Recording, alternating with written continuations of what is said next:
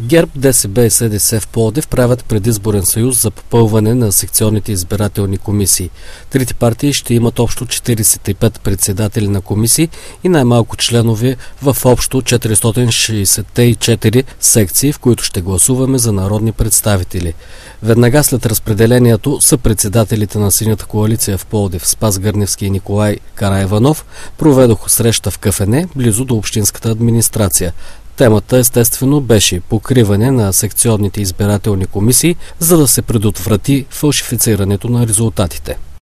Трите партии, ГЕРБ, ДСБ и СДС, тъй като никой от нас не може да има представител във всяка една от секционните избирателни комисии, но трите заедно покриваме, дори надхвърляме броя на секционните комисии.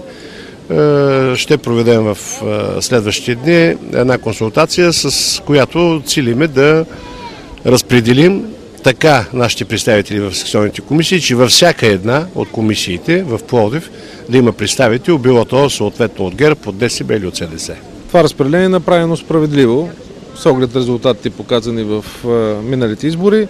И оттам нататък мен не ме вълнува толкова колко представители в секции ще имаме, вълнуваме колко пловдивчани ще излезат да гласуват и съответно как ще гласуват. Лидерът на ГЕРБ в Пловдив Иван Тотев потвърди за общи действия на трети партии при попълването на избирателните комисии, за да се спре още там кражбата на гласове.